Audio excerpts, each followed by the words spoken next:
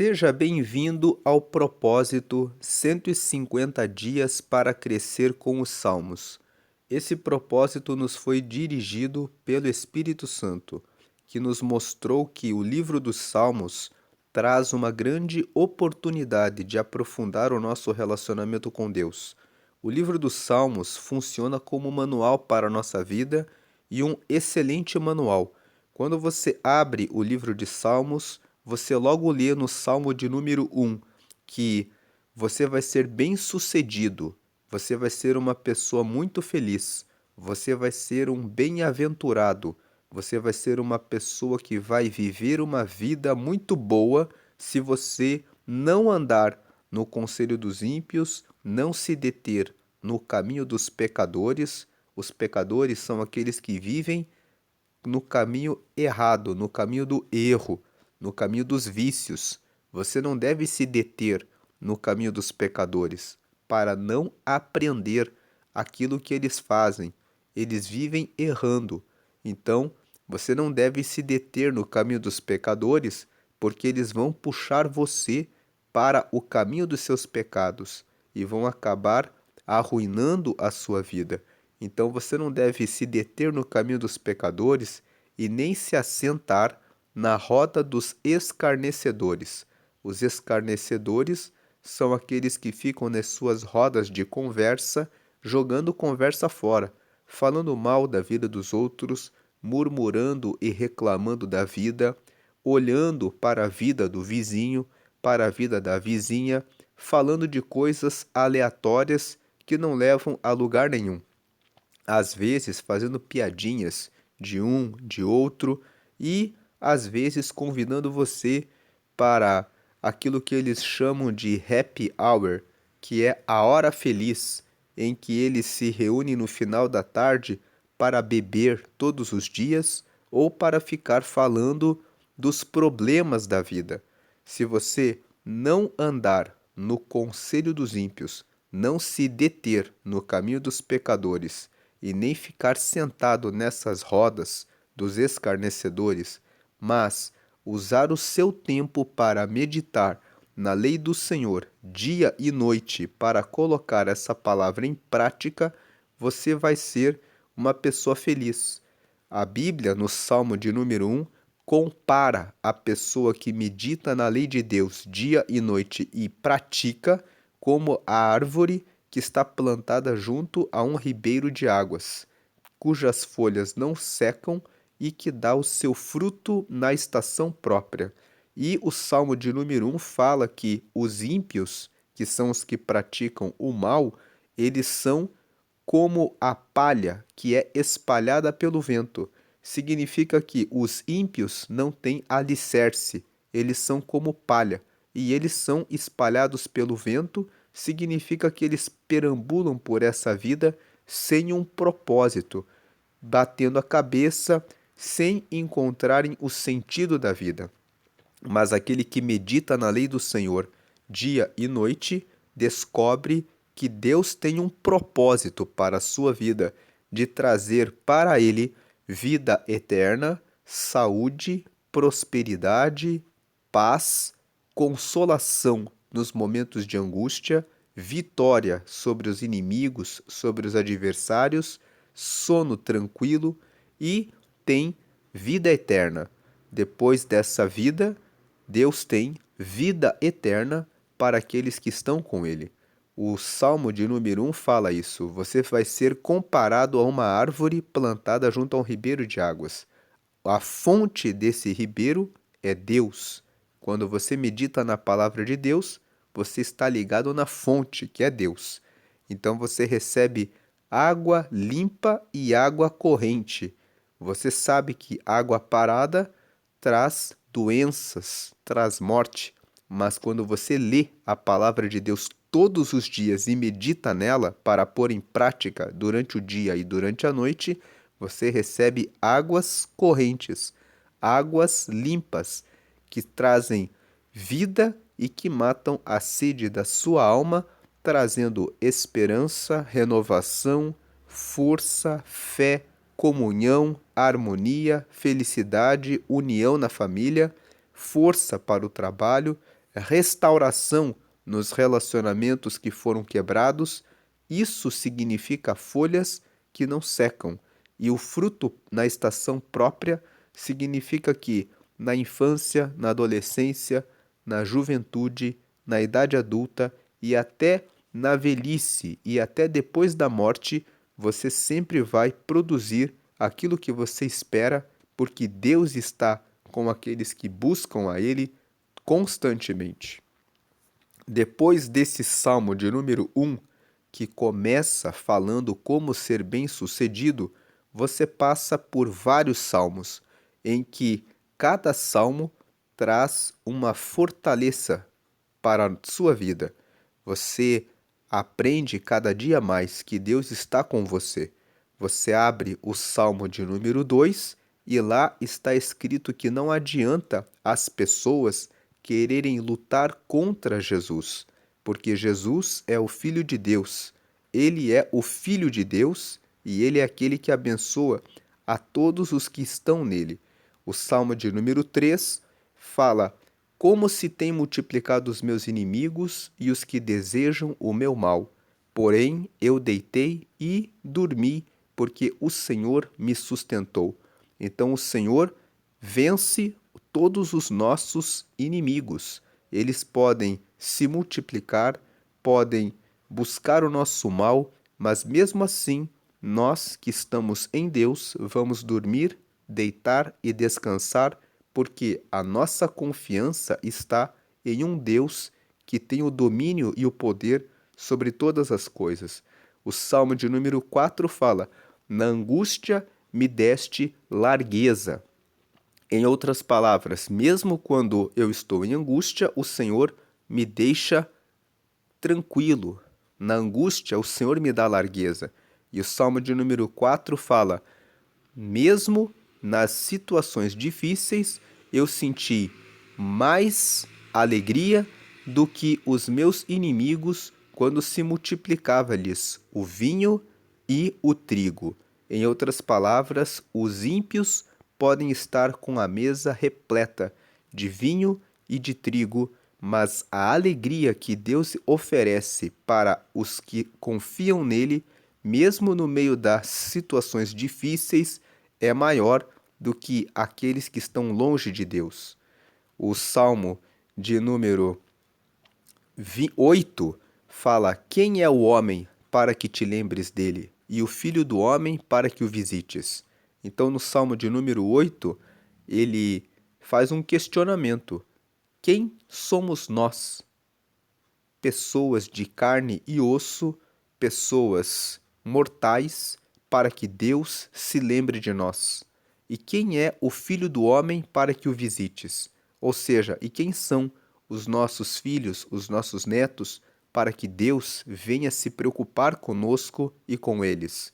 Mas o Salmo de número 8 diz: Porém, o Senhor formou-nos um pouco menor do que os anjos e deu para nós o domínio sobre as aves dos céus, sobre os peixes do mar e sobre os animais da terra.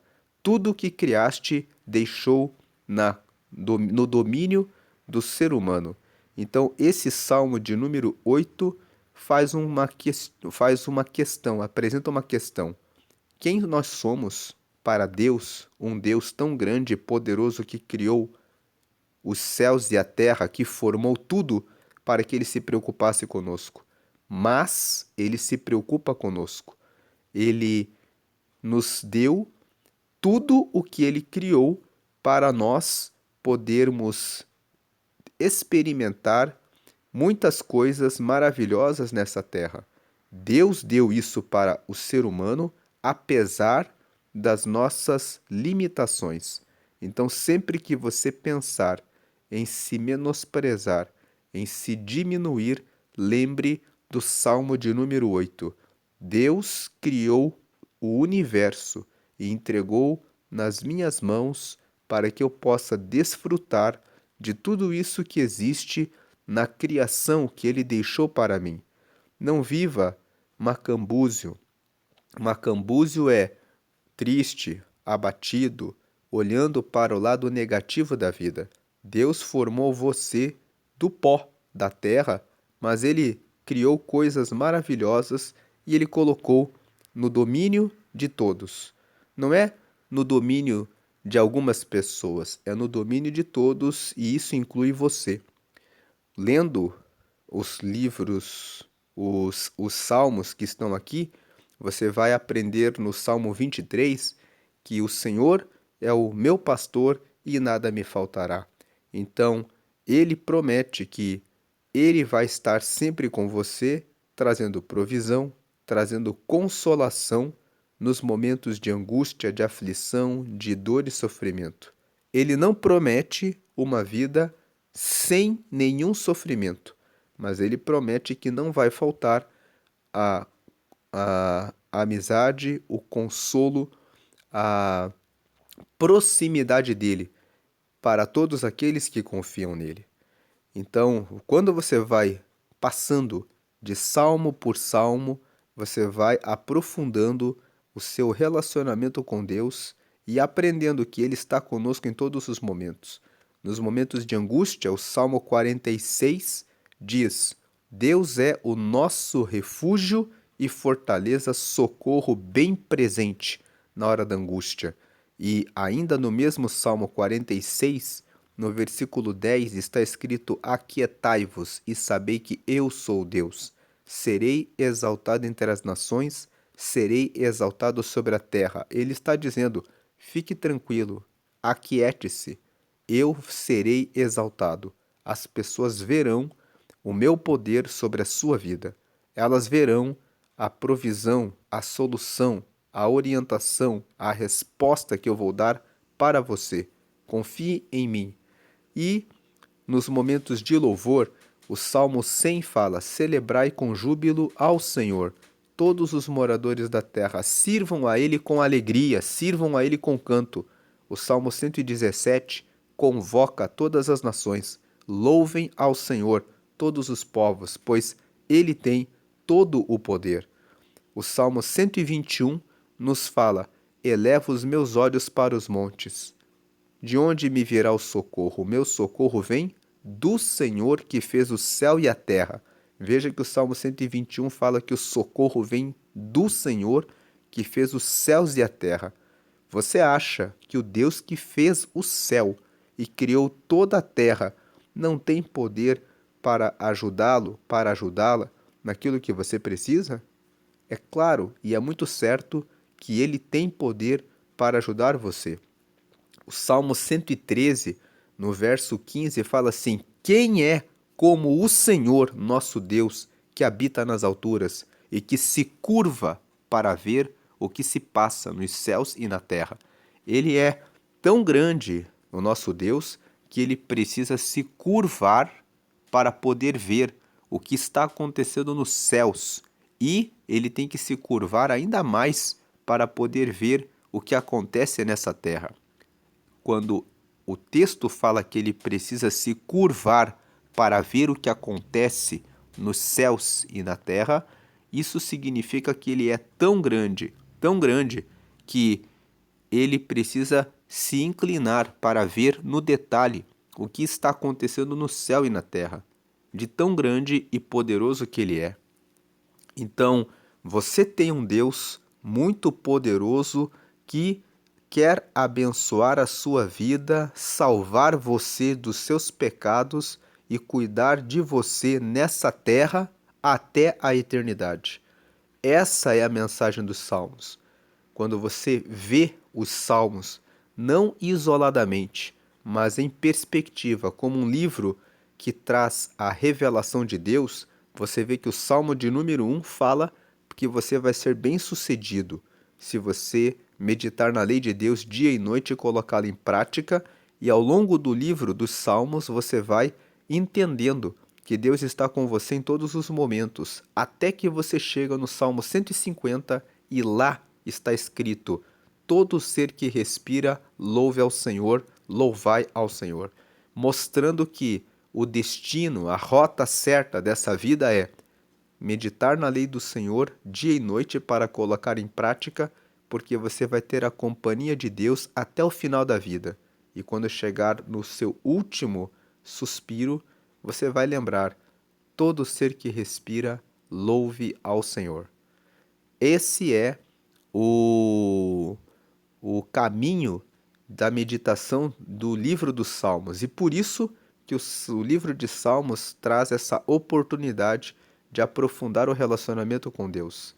Além disso, o livro de Salmos tem 150 textos. O livro de Salmos não tem capítulos. Você está vendo na tela Salmos capítulo 132, porque nós estamos usando uma Bíblia digital que coloca capítulo ali por uma questão didática, por uma questão de ensinamento.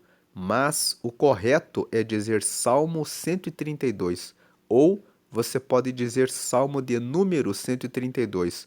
Salmos tem números, ele não tem capítulos, porque cada salmo foi escrito por um autor em cada época que cada autor viveu.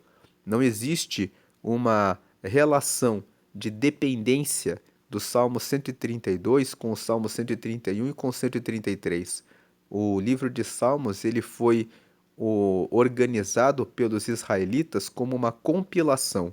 Eles pegaram vários salmos que foram escritos por vários autores que cada um viveu no seu tempo, na sua época, e eles viveram em vários tempos e épocas diferentes. E os israelitas reuniram essas orações, esses louvores, esses cânticos, essas lamentações, que são momentos individuais, pessoais, particulares que os autores tiveram com Deus e fizeram essa compilação, essa coletânea, essa reunião e formou-se o livro de Salmos, com o objetivo de terem um inário, um saltério, um conjunto de salmos para adorarem a Deus. Tanto que o livro de Salmos, ele é chamado no hebraico, no texto original, de Tehillim. Se escreve T-E-H-I-L-I-M, que quer dizer louvores. O povo de Israel usa os salmos como forma de louvores a Deus. E eles louvam a Deus em todas as circunstâncias. Mesmo quando o salmo fala a respeito de uma lamentação, aquele salmo é cantado, é recitado nas reuniões como uma forma de lembrar que existem momentos de dor na vida, de lamentação, mas Deus está sempre conosco. Hoje nós vamos meditar no Salmo 132, e o Salmo 132 faz parte de um conjunto de salmos que são conhecidos como Cânticos dos Degraus, que vai do Salmo 120 até o Salmo 134. Esse conjunto de 15 salmos, do 120 ao 134, é um conjunto de salmos que o povo de Israel canta ou recita em conjunto, em grupo, quando eles estão fazendo as suas peregrinações em direção a Jerusalém. Esses salmos são conhecidos como Cânticos dos Degraus porque Jerusalém fica numa região montanhosa. Então eles vão subindo até Jerusalém na época da comemoração das festas, como a festa a Páscoa, a festa dos tabernáculos, a festa das semanas, e o povo vai para Jerusalém para se reunir para festejar. Nesses festejos, eles vão citando alguns salmos. Nós já fizemos a leitura do Salmo 113 até o Salmo 118. E nós comentamos que o Salmo 113 até o 118 são conhecidos como Salmos de Halel. Halel se escreve H-A-L-L-E-L e significa louvar ao Senhor. Então, os salmos de louvor ao Senhor são os Salmos 113 ao 118. Esse conjunto de salmos, do 113 ao 118, é um grupo de salmos que são os salmos de Halel, que eles louvam ao Senhor quando eles estão subindo para Jerusalém. E além dos salmos de Halel, eles também cantam esses cânticos dos degraus, que vai do Salmo 120 até o Salmo 134, que são conhecidos como os cânticos dos degraus, mas também podem ser conhecidos como cânticos das subidas. E eles são conhecidos como cânticos das subidas justamente porque Jerusalém fica em uma região montanhosa. Além desse nome, tem algumas Bíblias que chamam o Salmo 120 até o 134 de cânticos da romagem, cânticos de romagem, porque o povo vai em uma romaria, eles vão em caravanas, reunidos em direção a Jerusalém, e eles vão cantando ou citando esses salmos, e esses salmos eles falam a respeito de memórias, a respeito de momentos em que Deus esteve com Israel na hora da angústia. Falam que Deus está com o povo de Israel, independente das dificuldades que eles estão passando. E esses salmos, se você abrir um por um, do 120 até o 134, você vai ver que são salmos curtos, pequenos, que têm 3, 5, 6, 7, 8 ou 9 versículos. São salmos muito pequenos que são como pequenas músicas para lembrar que Deus está conosco na angústia, o Senhor está conosco em todos os momentos, nós estamos firmes em Deus porque Ele está conosco, Deus deseja que nós sejamos unidos. O Salmo 133, que nós vamos ler amanhã, fala sobre isso, e o Salmo 132, que nós vamos ler hoje, ele é o único salmo que é maior. Ele tem 18 versículos, nós vamos ver aqui. Mas ele tem 18 versículos porque ele lembra que o rei Davi fez uma promessa para Deus de que construiria um templo. E Deus fez uma promessa: eu vou estar nesse templo com vocês e vou colocar uma herança, uma lâmpada entre vocês, que vai trazer luz por todo o tempo que Israel existir. E vocês, no trono de Davi, vai haver um descendente que vai trazer a paz para o povo de Israel. Esse descendente, nós sabemos que é Jesus. Jesus veio como descendente do rei Davi. E Jesus trouxe a vida eterna para todo aquele que o recebe como salvador da sua vida. Jesus trouxe a lâmpada para nós. Ele disse: eu sou a luz do mundo. Então agora vamos ler o Salmo 132 ou o Salmo de número 132.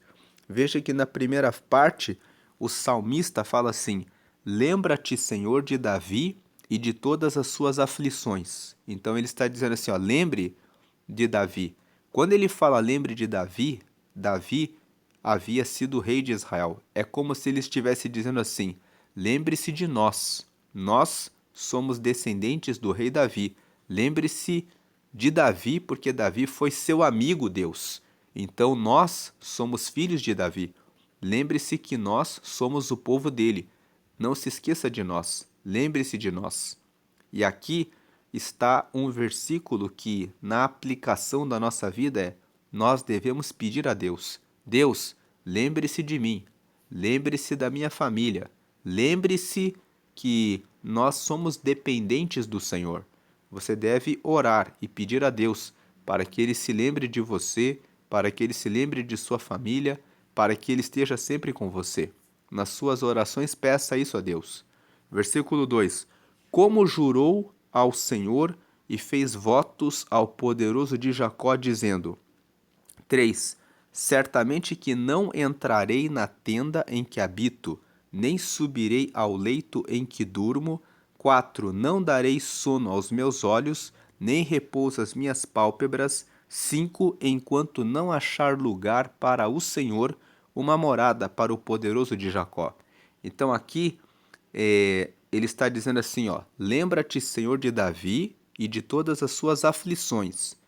O salmista está falando que Davi colocou uma aflição no coração dele. Davi, em um momento da vida, ele decidiu que ele queria construir um templo onde Deus pudesse estar sempre sendo adorado. E ele teve aflições, porque ele teve que reunir ouro, madeira, ele teve que se preocupar em desenvolver o projeto arquitetônico do templo. Ele teve muitas aflições porque ele tinha que reunir recursos para fazer todo o esforço para criar um lugar, para criar o templo para adorar a Deus. E o salmista está lembrando aqui, dizendo assim: Senhor, lembre-se do esforço, da dedicação que o rei Davi fez para buscar ao Senhor. Podemos aplicar isso na nossa vida. Davi se preocupou em reunir ouro, em reunir madeira, e ele, se você ler a Bíblia, você vai ver que Davi quis preparar os melhores materiais e os melhores profissionais para construir um templo de excelência para Deus. O templo hoje pode significar a minha vida, pode significar a sua vida. Você está dedicando o ouro, o mais valioso da sua vida, para construir a sua vida como um templo para a morada de Deus em você? Ou você cuida da sua vida espiritual de qualquer maneira? Então aqui ele está dizendo assim: lembra-te, Senhor, de Davi e de todas as suas aflições, porque ele fez um juramento. Veja o versículo 2: como ele jurou ao Senhor, e ele fez votos ao poderoso de Jacó, e ele falava, ele dizia assim, ó, versículo 3: certamente que eu não entrarei na tenda em que habito, nem subirei ao leito em que durmo, e não darei sono aos meus olhos, nem repouso às minhas pálpebras, enquanto não achar lugar para o Senhor, uma morada para o poderoso de Jacó. Isso foi o que o rei Davi disse. Ele disse: eu não vou descansar enquanto eu não encontrar um lugar, um terreno, uma morada para construir um templo onde Deus vai estar sempre conosco. A aplicação prática disso. Nós podemos dizer: Deus, eu não vou desistir de orar, ler a palavra, jejuar, participar dos cultos e buscar a Deus, para estar sempre na presença de Deus. E aí, o Senhor vai lembrar de você. E o Salmo 132, ele fala isso: lembra-te, Senhor, de Davi e de todas as suas aflições, como ele jurou e fez votos ao poderoso de Jacó, dizendo que não daria descanso enquanto não construísse o templo. Agora o versículo 6. Eis que ouvimos falar da arca em Efrata, e a achamos no campo do bosque. 7. Entraremos nos seus tabernáculos, prostrar-nos-emos ante o escabelo de seus pés. O versículo 6 traz em lembrança um momento em que o povo de Israel encontrou a arca. A arca, para você que ainda não leu a Bíblia, representa a presença de Deus. Quando você lê o livro de Êxodo, mais lá no começo do Antigo Testamento, a Bíblia fala que Deus disse para Moisés construir uma arca. E essa arca, ela era de madeira, depois ela foi coberta com ouro. E dentro daquela arca estavam os 10 mandamentos, que eram a lei de Deus e representam a presença de Deus. A Bíblia conta que eles fizeram uma tampa que se chamava propiciatório e que tinha quatro argolas nas 4 pontas da arca e tinham 2 varas. E o povo de Israel carregava com essas varas essa arca, e essa arca representava a presença de Deus no meio do povo. Então, o Salmo 132, quando ele fala assim no 6: eis que ouvimos falar da arca em Efrata, e a achamos no campo do bosque. Durante um certo tempo, essa arca foi roubada, e ela ficou perdida. De repente, eles encontraram a arca. E quando eles encontraram a arca, a Bíblia conta que o rei Davi ficou muito feliz, e ele mandou trazer a arca para o povo de Israel, e ele quis construir o templo para depois colocar a arca dentro do templo. A arca representa a presença de Deus. Não adianta você só participar dos cultos, carregar a Bíblia e ter uma aparência de que você é uma morada de Deus. Você precisa ter dentro de você a presença do Espírito Santo, a presença de Deus. Então, quando o versículo 6 fala: eis que ouvimos falar da arca em Efrata, ele está dizendo: além de nós nos construirmos como templo, mudar os nossos comportamentos, mudar as nossas atitudes, fazer o máximo e o melhor para Deus, nós precisamos contar com a presença dele como uma chama em nós. A arca representa isso. Eis que ouvimos falar da arca em Efrata e a achamos no campo do bosque. Se você ouviu falar a respeito da presença de Deus hoje, então você precisa buscar até você receber isso. Aí, quando você tem a presença de Deus, versículo 7, entraremos nos seus tabernáculos. Aí sim, você pode entrar no templo e, reunido com os irmãos, sentir a presença de Deus junto com eles. Então nós prostrar-nos-emos, ou seja, nós vamos nos prostrar, nós vamos nos ajoelhar ante o escabelo de seus pés, ou seja, diante do lugar onde o Senhor repousa os seus pés.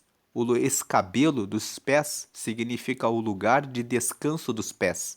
Ele está dizendo: o templo vai ser construído, dedicado para Deus, e Deus vai poder colocar os seus pés ali. A presença dele vai estar ali no tabernáculo. Mas nós vamos entrar no tabernáculo e nos dobrar diante dos pés de Deus com a presença dele. Agora o versículo 8. Levanta-te, Senhor, no teu repouso, tu e a arca da tua força. 9. Vistam-se os teus sacerdotes de justiça e alegrem-se os teus santos. Então ele está dizendo aqui, é um pedido que nós também devemos fazer. Nós devemos nos santificar para sermos morada de Deus, que é a parte do versículo 1 até o versículo 5. Nós devemos buscar a presença de Deus, que é a arca de Deus em nós, e nós devemos pedir a Deus: levanta-te, Senhor. Agora nós devemos pedir: Deus, não fique só longe de nós, mas que o Senhor se levante do seu repouso, tu e a arca da tua força, que o Senhor esteja do nosso lado, para estar juntamente conosco, nos ajudando, nos dando força. Vistam-se os teus sacerdotes de justiça, ou seja, que os pastores, os que estão liderando as orações, eles estejam vestidos de justiça. Se eles estiverem com roupas de justiça, eles vão ser bons pastores. Eles vão ser homens que vão conduzir nossa vida para Deus. Que eles se vistam de justiça e que se alegrem os teus santos. Quando os sacerdotes estão vestidos de justiça, justiça significa a vontade de Deus. Quando eles fazem a vontade de Deus, Deus se manifesta. Então, que se alegrem os teus santos. Santos são aqueles que estão separados para Deus. A palavra santo significa separado. Então, ele está fazendo um pedido, que o Senhor se levante do seu repouso. Se Deus fica no seu repouso, ele fica longe de nós. Ele está lá, sem estar perto de nós. Mas o pedido, levanta-te, Senhor, do teu repouso, não fique mais aí longe, descansando, Deus, mas fique aqui do nosso lado, venha para nós, tu e a arca da tua força. Quer dizer, venha o Senhor e venha a tua presença, a força da sua presença esteja entre nós.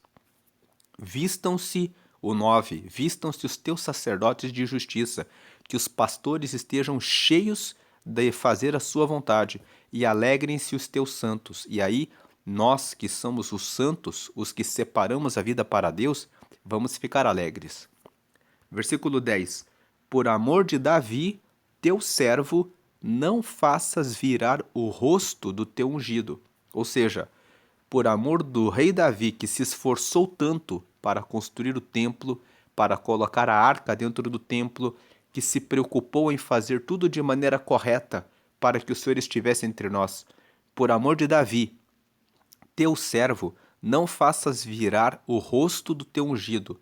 Ou seja, se nós fizermos alguma coisa errada e o Senhor quiser virar o rosto e esquecer de nós, pelo menos se lembre do Davi. Se lembre que o Davi, que é o nosso pai, que foi teu servo e que ele fez todo esse esforço para construir o templo, para colocar a arca ali dentro. e não faças virar o rosto do teu ungido. Em outras palavras, não olhe para os nossos pecados. Não vire o rosto do teu ungido, de nós. Esteja sempre olhando para nós. Agora o versículo 11. O Senhor jurou a Davi com verdade, e não se desviará dela, que do fruto do teu ventre porei sobre o teu trono. O versículo 11, o salmista está lembrando, Deus fez uma promessa para o rei Davi. Ele fez um juramento, ele disse assim, do fruto do teu ventre porei sobre o teu trono. Deus disse para o rei Davi, sempre vai ter um fruto do teu ventre, um filho, um descendente seu que vai estar no trono. Do fruto do teu ventre, ou seja, os seus descendentes vão ficar no trono. Deus fez essa promessa para o rei Davi. Então o salmista está lembrando, o Senhor fez uma promessa para Davi, que sempre os descendentes dele ficariam no trono. Então que o Senhor esteja conosco. 12. Se os teus filhos guardarem o meu concerto, concerto com C, significa pacto, significa aliança. Então Deus disse para o rei Davi, se os teus filhos guardarem o meu concerto, o meu pacto, a minha aliança, o nosso contrato e os meus testemunhos, que eu lhes hei de ensinar, também os seus filhos se assentarão perpetuamente no teu trono. Então ele está dizendo, se os teus descendentes me seguirem, então os filhos deles também vão receber essa promessa. Eles vão sentar no trono. Versículo 13. Porque o Senhor elegeu a Sião. Sião é um monte que fica em Jerusalém. Então, Sião é uma forma de falar a respeito de Jerusalém. Então, ele está dizendo, porque o Senhor escolheu o nosso povo, o Senhor escolheu Jerusalém, que é a nossa capital, a nossa terra. O Senhor nos escolheu.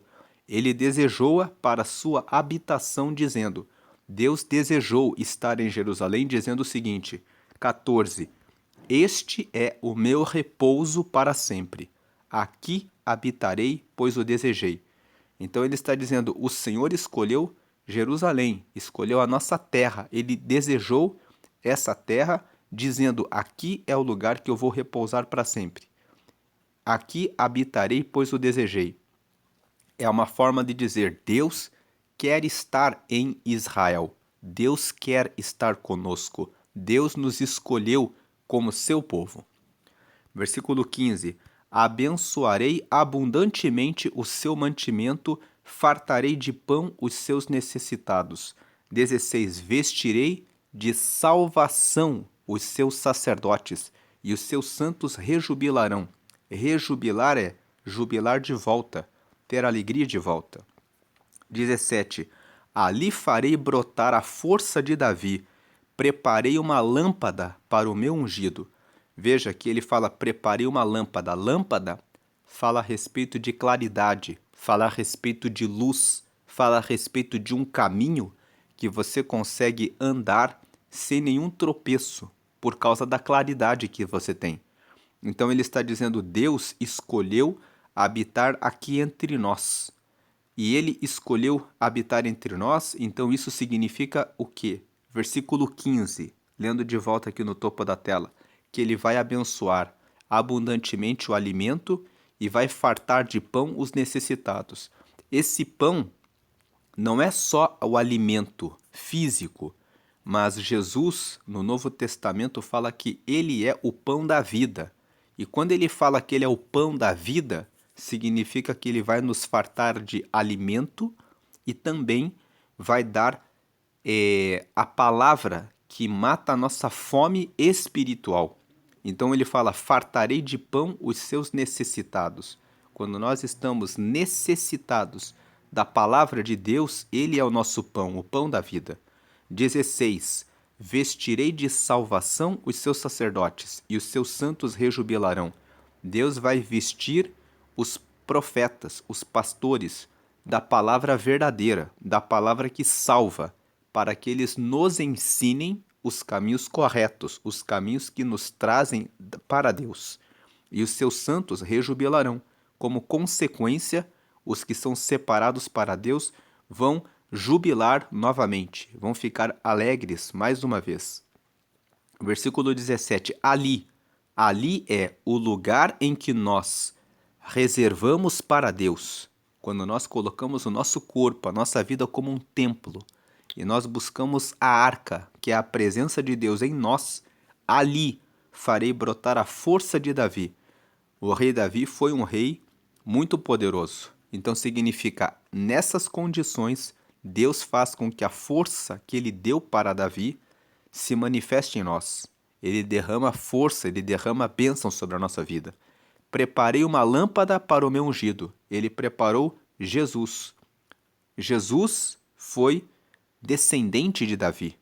Então, quando ele fala aqui, preparei uma lâmpada para o meu ungido, eu preparei uma pessoa que serve como luz, sendo descendente de Davi, que Davi era ungido de Deus.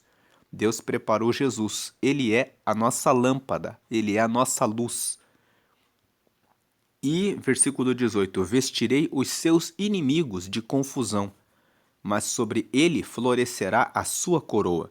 Então, os inimigos do rei Davi, os inimigos do povo de Deus, ficarão confundidos, mas sobre ele, sobre o ungido do rei Davi, que é Jesus, florescerá a sua coroa. Florescerá a coroa do rei Davi. Davi recebeu a coroa para ser o rei de Israel. Jesus recebeu a coroa do rei Davi. Ele é o rei de todos, o rei dos reis. Ele se tornou o rei para sempre, o rei eterno. Então, o Salmo 132, quando o povo de Israel vai para as festas de Jerusalém, vai subindo na caminhada em direção a Jerusalém, eles vão lembrando, lembre-se de Davi, Deus, que ele construiu o templo para o Senhor, que ele colocou a arca dentro do templo. Então lembre-se de Davi e lembre-se de que os descendentes dele, que o Senhor fez uma promessa de que haveria uma lâmpada sempre para a descendência de Davi. Então, e que o Senhor escolheu a nossa terra, Sião, Jerusalém, para morar aqui entre nós. E isso significa que o Senhor vai nos fartar de pão, que o Senhor vai dar a sua presença e a sua justiça para os seus sacerdotes e que o seu povo vai ter rejúbilo, vai ter júbilo novamente. E que nunca vai faltar a lâmpada para Davi, nunca vai faltar um descendente, uma pessoa que está com a luz acesa, revelando a glória do rei, a glória que o Senhor deu para o rei Davi. Que nunca vai faltar a glória de Deus no nosso meio, no meio do nosso povo. Por isso que nós estamos indo para Jerusalém, para comemorar as festas, porque vale a pena celebrar a Deus, vale a pena louvar a Deus, porque Deus está sempre no nosso meio como uma lâmpada, sempre abençoando o seu povo, sempre derramando justiça e trazendo alegria para nós. Essa é a meditação do Salmo 132, o significado do Salmo 132, uma lembrança de que desde Davi o povo se preparou para adorar a Deus e que Deus é o Deus deles. E que esse Deus é um Deus que dá pão aos necessitados, dá alegria e júbilo para os seus santos, veste os seus profetas, os seus sacerdotes de justiça para guiar o seu povo na justiça e prepara uma lâmpada que nunca se apaga, mas sempre traz a luz e a claridade para o seu povo. Essa lâmpada é Jesus. E hoje você pode, da mesma forma como o povo de Israel, ter essa luz de Deus em você e todas essas promessas na sua vida. Você pode receber a fartura do pão, você pode ter pessoas que orientam você no caminho certo da justiça, você pode ter a presença do Senhor Jesus na sua vida como uma lâmpada, junto com o Espírito Santo, para guiar você nessa terra, pelo caminho da santidade, pelo caminho da luz, e você pode herdar, subir até a Nova Jerusalém. A Nova Jerusalém não é aqui na terra. A Nova Jerusalém é o céu. Lá no céu, Deus vai colocar uma nova terra, onde todos os que recebem Jesus vão entrar nessa nova Jerusalém. Talvez você nunca visite Jerusalém aqui na terra, mas quando você recebe Jesus, você vai entrar com certeza na nova Jerusalém que está lá no céu. Para você receber essas bênçãos, você só precisa acreditar que Jesus é o Filho de Deus, essa lâmpada que leva para Deus. Lá em João, no capítulo 3, está escrito que Deus amou a todas as pessoas e todo mundo que receber a Jesus vai receber o perdão dos pecados e vai ser como filho de Deus. Vai deixar de ser criatura, uma criação de Deus, e vai passar a ser filho, filha de Deus. Vai receber o Espírito Santo na sua vida e vai ter o nome escrito no céu, no livro da vida. E quando partir dessa terra, vai entrar diretamente no céu, como está escrito em Apocalipse, capítulo 20. Apocalipse é o último livro da Bíblia, e lá fala no capítulo 20 que haverá o dia do juízo final, e quem estiver com o nome registrado no livro da vida vai entrar direto no reino de Deus, porque entregou a vida para Deus enquanto estava nessa terra. Então, faça uma oração comigo agora, em que você vai declarar com a sua própria boca que você recebe Jesus como o único e suficiente Salvador da sua vida. E isso garante para você, número 1, o perdão dos seus pecados. Número 2, você vai ser filho, filha de Deus. Número 3, você vai receber o Espírito Santo, que é o próprio Espírito de Deus na sua vida. É a arca, como nós lemos aqui no Salmo 132, dentro de você, e você vai ser um templo, uma morada de Deus. E número 4, o seu nome vai ser registrado no livro da vida, que é o livro que tem o registro de nascimento no céu. Você nasce para Deus e começa a ser um cidadão dos céus. Você segue nessa terra em direção à vida eterna depois da sua morte. Faça essa oração comigo para receber essas 4 bênçãos. Diga assim: creia que Jesus é o Filho de Deus e diga assim: Senhor Jesus, eu te recebo como meu único e suficiente Salvador. Perdoa agora todos os meus pecados e, Deus, me faz teu filho, tua filha. Me dá agora o teu Espírito Santo para me guiar até o céu e escreve o meu nome, registra o meu nome no livro da vida para a eternidade. Em nome de Jesus, amém. Então, peça também mais uma coisa: sela o meu nome com o teu sangue no céu. O sangue de Jesus nos purifica do pecado. Quando você pede para ele colocar o selo do sangue dele no seu nome, significa: coloca a marca, a garantia. Foi Jesus que morreu com o sangue dele, e registra como selo que o meu nome está no livro da vida. Agora que você fez essa oração, você já é um filho de Deus, uma filha de Deus. Ore todos os dias para Deus, e se você está com algum anjo, com alguma colar, com algum amuleto, com alguma imagem, com algum santo, você pode embalar e colocar para fora da sua casa, porque você não precisa ter nenhum objeto, nenhuma imagem, nenhum santo na sua casa, porque o Salmo 115 fala assim: as imagens de escultura são obras das mãos dos homens. Tem olhos, mas não veem, tem boca, mas não falam, tem nariz, mas não cheiram, ouvidos, mas não ouvem, mãos que não apalpam e pés que não andam. E todos os que confiam neles serão como eles. Certamente que você não quer ficar paralisado como uma imagem. Jesus está vivo, ele escuta as nossas orações. Você deve orar de acordo com a Bíblia somente para ele. Ele consegue ouvir você e consegue interceder junto a Deus para trazer as respostas que você busca. Então, Deus está com você. Ele é como uma lâmpada, a lâmpada que não se apaga. Ela está sempre acesa, trazendo clareza e luz para os que buscam a Ele. Busque a Ele em oração. Procure uma igreja em que você se sinta bem e em que você possa aprender a palavra de Deus, e uma igreja que prega que todas as orações, louvores e adoração são exclusivamente a Jesus.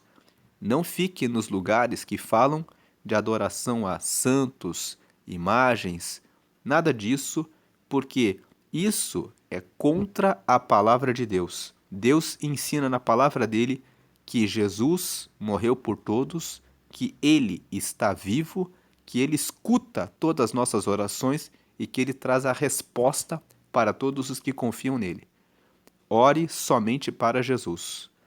Essa é a meditação de hoje.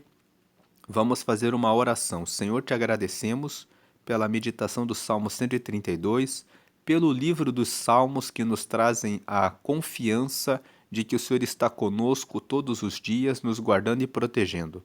Agora, abençoa aqueles que te receberam, trazendo salvação, confirmando-os nos seus caminhos, trazendo, como disse o Salmo 132, o rejúbilo, que é o júbilo dobrado, a alegria de poderem estar sempre na tua presença. Dá, meu Deus e meu Pai, a tua paz, derrama a alegria do teu Espírito Santo e traz o ensino do teu Espírito Santo para que possamos seguir sempre na tua presença. E nos capacita e nos prepara para entrarmos no céu, para a vida eterna, como o Senhor prometeu quando escreveu o nosso nome no livro da vida. Confirma essas bênçãos hoje e sempre, que o Senhor se lembre de Davi e de todas as suas aflições, como diz o Salmo 132, que aplicando para o nosso dia significa que o Senhor lembre que estamos nos esforçando para construir com o nosso melhor a nossa vida para ser um templo onde o Senhor habita, e que o Senhor possa estar com a sua arca dentro de nós, que é a presença de Deus em nossa vida, hoje e sempre, e que nós possamos receber a fartura de pão, como disse aqui o Salmo 132, não só o pão físico, mas o pão que é a palavra de Deus, e que nós possamos receber também sacerdotes que andam na justiça. Tenhamos pastores que sigam na justiça e no teu reino para nos orientar e nos guiar nos teus caminhos, e que possamos sempre ter a lâmpada do Senhor. Assim oramos e agradecemos. Em nome do Pai, do Filho e do Espírito Santo, derrama saúde, renovação e graça, renovação da fé, da esperança, derrama paciência, força para perdoar e libertação de todos os vícios e mágoas que muitas vezes nos oprimem. Arranca isso para fora da nossa vida. Restaura o doente, derrama consolo sobre o aflito, derrama força sobre o que está enfraquecido e dá essas bênçãos a todo o seu povo. Em nome do Pai, do Filho e do Espírito Santo agradecemos. Amém e amém.